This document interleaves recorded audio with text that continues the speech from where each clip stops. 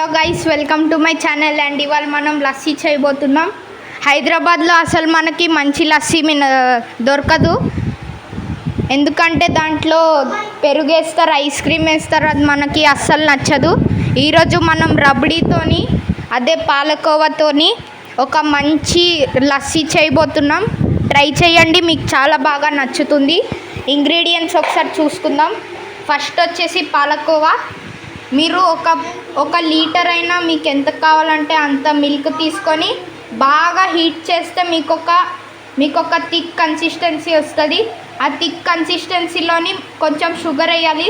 2 cups sugar వేస్తే అప్పుడు మనకి ఇంకా థిక్ అవుతుంది. కొద్దిసేపు ఫ్రిడ్జ్లో ఉంచుకుంటే మనకి ఈ కన్సిస్టెన్సీ వస్తుంది. నెక్స్ట్ సెకండ్, ఇది కోకోనట్ని మనం గ్రైండ్ చేసుకుంటే ఈ కన్సిస్టెన్సీ వస్తుంది. ఇది ఉంచుకోవాలి. పచ్చి కొబ్బరి తీసుకోవాలి. నెక్స్ట్ పెరుగు.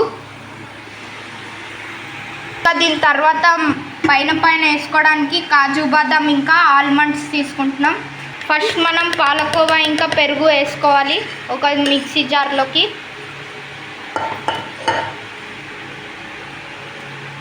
దాని తర్వాత మీకు ఒకవేళ ఐస్ క్యూబ్స్ ఉంటే ఐస్ క్యూబ్స్ని మనం వేసుకోవచ్చు, లేకపోతే కూల్గా ఉన్న వాటర్ని వేసుకోవచ్చు. నెక్స్ట్ కూల్ వాటర్ వేసుకున్నాక కొంచెం షుగర్ వేయాలి. మన టేస్ట్ కోసం కొంచెం షుగర్ వేసుకుంటున్నాము మేము. మీకు ఒకవేళ పాలకోవా ఎక్కువ తీయగా అయిపోయిందంటే మీరు వేసుకో అవసరం లేదు, స్కిప్ చేయొచ్చు.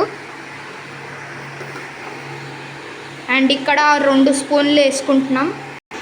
అండ్ ఇప్పుడు మనం ఇది గ్రైండ్ చేసుకుంటాం.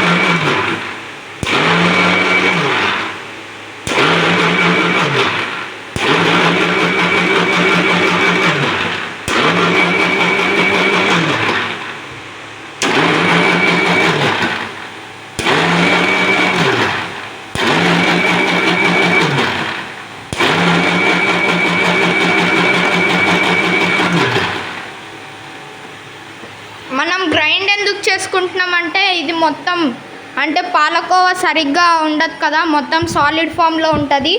అది మన చేతితో మిక్స్ అవ్వదు కాబట్టి మనం గ్రైండ్ చేసుకుంటే మంచిగా మిక్స్ అయిపోద్ది.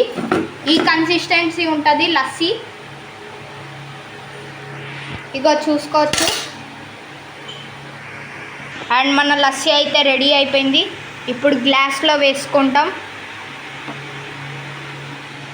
గ్లాస్లో వేసుకొని సర్వ్ చేసుకోవాలి. సర్వ్ చేసుకున్న తర్వాత మన కొబ్బరి కూర ఉంది చూడండి, అది వేసుకోవాలి.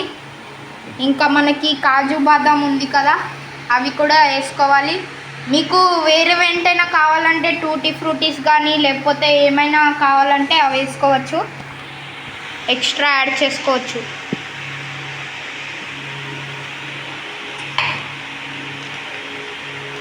అండ్ ఇది లస్సీ ఫ్రెండ్స్.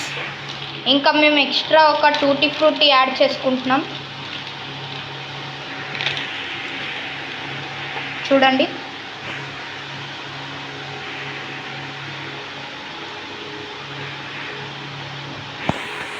అండ్ ఇది మన ఫైనల్ లస్సీ రెసిపీ. వీడియో నచ్చితే లైక్ చేయండి, షేర్ చేయండి, సబ్స్క్రైబ్ చేయండి. Bye, thank you for all.